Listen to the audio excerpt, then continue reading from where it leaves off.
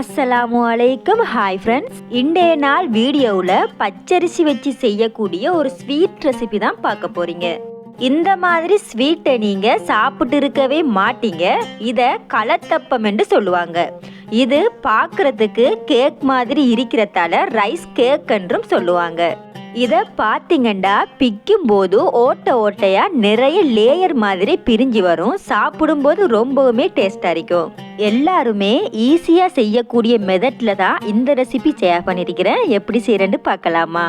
முடிஞ்ச வரைக்கும் வீடியோவை ஸ்கிப் பண்ணாமல் ஃபுல்லாக பாருங்கள். இப்போ தான் எந்த சேனலில் நீங்கள் புதுசாக வீடியோ பார்க்குறீங்களா இருந்தால் நீங்கள் பார்க்குற இந்த வீடியோ உங்களுக்கு பிடிச்சிருந்தா எந்த சேனலை சப்ஸ்கிரைப் பண்ணுங்கள், லைக் பண்ணுங்கள்.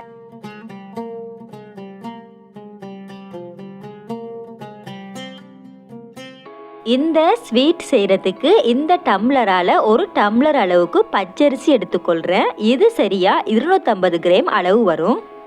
இந்த பச்சரிசியை 2-3 தடவை கழுவி எடுத்துக்கொள்ளுங்க.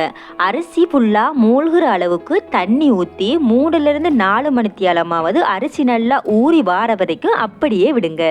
அரிசி நல்லா ஊறினத்துக்கு பிறகு அந்த தண்ணியை வடிச்சிட்டு அரிசி அளந்த அதே டம்ளரில் அரைவாசிக்கு தண்ணி ஊற்றி எவ்வளவுக்கு முடியுமோ அவ்வளவுக்கு பேஸ்ட்டாக பிளெண்ட் பண்ணி எடுத்துக்கொள்ளுங்க.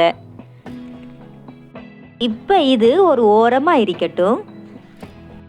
அடுத்ததாக 250 கிராம் அரிசி தான் நான் எடுத்திருந்தேன் இல்லையா, அதுக்கு 250 கிராம் சர்க்கரை கரெக்டாக இருக்கும். இந்த சர்க்கரையை உருக்கி எடுக்கிறதுக்காக அறுவல் நொறுவலாக இடித்து எடுத்திருக்கிறேன். சர்க்கரை ஈஸியாக கரையிறதுக்கு ஹெல்ப்பாக இருக்கும். ஒரு சட்டியில் சர்க்கரையை சேர்த்துட்டு அடுப்பை மீடியம் ஃப்ளேமில் வச்சுட்டு அரை டம்ளர் அளவுக்கு தண்ணி சேர்த்து சர்க்கரையை கரைச்சி எடுத்துக்கொள்கிறேன். சர்க்கரை சேர்க்கறது ஒரு கலருக்காகத்தான். இதுக்கு பதிலாக நீங்கள் கருப்பட்டி இல்லைன்னா சீனியை தேன் கலருக்கு பாகு மாதிரி காய்ச்சி எடுத்துட்டும் நீங்கள் செஞ்சுக்கலாம். இந்த சர்க்கரை ஃபுல்லாக கரைஞ்சாலே போதும், பாகுபதம் எதுவும் தேவைப்படாது. இதோட சூடு நல்லா ஆறுற வரைக்கும் இதை வேறையாக வச்சுக்கொள்ளுங்க. அடுத்ததாக ஒரு கப் அளவுக்கு தேங்காய் துருவி எடுத்திருக்கிறேன். இதை நான் பிளெண்ட் பண்ணி கொள்ள போகிறேன். அதே கப்பில் அரை கப் அளவுக்கு தண்ணி சேர்த்து நல்லா பிளெண்ட் பண்ணி கொள்கிறேன். தேங்காயை அரைச்சிட்டு எக்ஸ்ட்ரா தண்ணி எதுவுமே நான் சேர்க்கலை, அப்படியே வடித்து எடுத்துக்கொள்கிறேன். தேங்காய் பால் நல்ல திக்கான தேங்காய் பாலாக இருக்கணும். அடுத்ததாக நம்ம அப்போ மிக்சிங்கை ரெடி பண்ணிக்கலாம். நான் ஏற்கனவே ரெடி பண்ணி வச்சிருந்த அரிசி மாவில் சர்க்கரை பாகுவை சேர்த்துக்கொள்கிறேன். சர்க்கரை ரொம்ப சூடு ஆறணுமென்ற அவசியம் இல்லை, இளம் சூடாக இருந்தாலும் பரவாயில்லை. இப்போ இதை நல்லா மிக்ஸ் பண்ணி கொள்ளுங்க. அதுக்கப்புறமா தேங்காய் பாலை இது கூடவே சேர்த்துட்டு அதையும் நல்லா மிக்ஸ் பண்ணி கொள்கிறேன். அடுத்ததாக 4 ஏலக்காயை பவுடர் பண்ணிவிட்டு அரை டீஸ்பூன் அளவுக்கு சேர்த்துக்கொள்கிறேன். இது ஒரு வாசனைக்காகத்தான், விருப்பம் இல்லைண்டா நீங்கள் ஸ்கிப் பண்ணிக்கலாம். அது கூடவே அரை டீஸ்பூன் அளவுக்கு அப்பச்சோடா சேர்த்துக்கொள்கிறேன். ஒரு பிஞ்சளவுக்கு உப்பும் சேர்த்துக்கொள்கிறேன். இது எல்லாத்தையுமே சேர்த்துட்டு நல்லா கலந்து விட்டுக்கொள்ளுங்க. இதை பார்க்கும்போது சேம் வட்டிலப்ப மிக்சிங் மாதிரியே இருக்கும்.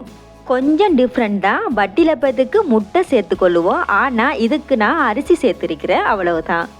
மறக்காமல் இதை வடித்து எடுத்துக்கோங்க. அரிசியில் உள்ள கப்பிகள் சர்க்கரையில் ஏதும் கல் கப்பிகள் இருந்தால் ரிமூவ் ஆகி வந்துடும். பார்க்குறதுக்கு கொஞ்சம் தண்ணி பதத்தில் தான் இருக்கும். ரொம்ப தண்ணியாகவும் இல்லாமல் திக்காகவும் இல்லாமல் இடைநடுவான பதமாக இருக்கும். பார்த்தாலே உங்களுக்கு விளங்குமென்று நினைக்கிறேன். அப்புறமா இந்த அப்பம் ரெடி பண்ணுறதுக்கு சின்னதாக ஒரு அலுமினிய சட்டி ஒன்று எடுத்திருக்கிறேன். கீழே தட்டையாக இருக்கிற மாதிரி சட்டியாக எடுத்துக்கொள்ளுங்க.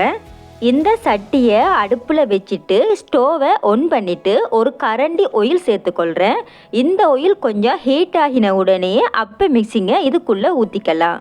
இந்த ஆயில் கூடவே நீங்கள் விரும்பினா தேங்காயை சின்ன சின்ன துண்டாக கட் பண்ணிவிட்டு இந்த ஆயிலில் தேங்காய் துண்டுகளை வதக்கிட்டு அதுக்கு மேலால் அப்ப மிக்சிங்கை ஊற்றியும் செய்யலாம். வழமையாக அப்படித்தான் செய்வாங்க, ஆனால் நான் தேங்காய் துண்டுகள் சேர்க்கலை. இந்த மிக்சிங்கை ஊற்றி 1 நிமிஷத்திலேயே ஓரங்கள் கொதிச்சு ஓரங்கள் ப்ரௌன் கலரில் சேஞ்ச் ஆகும். அந்த டைமில் அடுப்பை ஆஃப் பண்ணிவிட்டு சட்டியை இறக்கி கொள்ளுங்க. நான் இந்த மாதிரி அலுமினிய சட்டியோட மூடி ஒன்று எடுத்திருக்கிறேன். அதை இந்த அடுப்புக்கு மேலே வச்சுட்டு அதுக்கு மேலே சட்டியை தூக்கி வச்சுக்கொள்கிறேன். இதுக்கு பதிலாக தோசைக்கல் இருந்தால் அதை நீங்கள் யூஸ் பண்ணலாம். இந்த டைமில் அடுப்பை லோ ஃப்ளேமில் வச்சுக்கொள்ளுங்க. இந்த மாதிரி செஞ்சால் அடி பிடிக்காது, தீஞ்சு போகாது, ஈஸியாக கலண்டு வரும். இதை சரியாக 15லிருந்து 20 நிமிஷத்துக்கு அடுப்பில் அப்படியே விடுங்க. நானும் இப்படித்தான் செஞ்சுருந்தேன். எனக்கு இந்த மாதிரி அழகாக வந்திருந்தது. உடனே எடுக்காதீங்க, சூடு நல்லா ஆறுற வரைக்கும் அப்படியே விடுங்க. அப்போ தான் லேசாக கலண்டு வரும். இப்போ சூடு ஆறுனத்துக்கு பிறகு ஒரு கத்தி வச்சு ஓரங்களை எடுத்து விட்டுட்டு லேசாக கை வச்சு எடுத்துக்கொள்கிறேன். அது லேசாக கலண்டு வரும். இது செய்கிறதுக்கு ரொம்ப டைமெல்லாம் எடுக்காது, எல்லாராலையுமே லேசாக செய்யலாம். பார்க்குறதுக்கு கேக் மாதிரி இருக்கும், வட்டிலப்பத்தோட வாசம் வரும், தொதல் சாப்பிட்ற மாதிரி ஒரு ஃபீல் கொடுக்கும். கண்டிப்பாக ட்ரை பண்ணி பாருங்கள். இந்த மாதிரி சாப்பாடை நீங்கள் சாப்பிட்டு இருக்கவே மாட்டீங்க. அப்படி சாப்பிட்டு இருந்தால் கமெண்டில் சொல்லுங்கள். இதை பிச்சு பார்த்தீங்கன்னா லேயர் மாதிரி பிரிஞ்சு வரும். நான் முன்னாடி சொன்ன மாதிரி தேங்காய் துண்டுகள் சேர்த்து செஞ்சிங்கன்னா பார்க்குறதுக்கு நல்லா இருக்கும், சாப்பிட்றதுக்கும் டேஸ்ட்டாக இருக்கும். ஒரு தடவை ட்ரை பண்ணி பாருங்கள். ட்ரை பண்ணி பார்த்துட்டு உங்களோட ஃபீட்பேக்கை கமெண்ட் பண்ணுங்கள். ஓகே, இந்த வீடியோ உங்களுக்கு பிடிச்சிருக்கும்னு நினைக்கிறேன். அப்படி பிடிச்சிருந்தா இந்த வீடியோவுக்கு ஒரு லைக் பண்ணுங்கள், என்னோட சேனலை சப்ஸ்கிரைப் பண்ணுங்கள். இன்னும் ஒரு சூப்பரான வீடியோ ஒன்றுல உங்கள் எல்லாரையும் சந்திக்கிறேன். பாய், அஸ்ஸலாமு அலைக்கும்.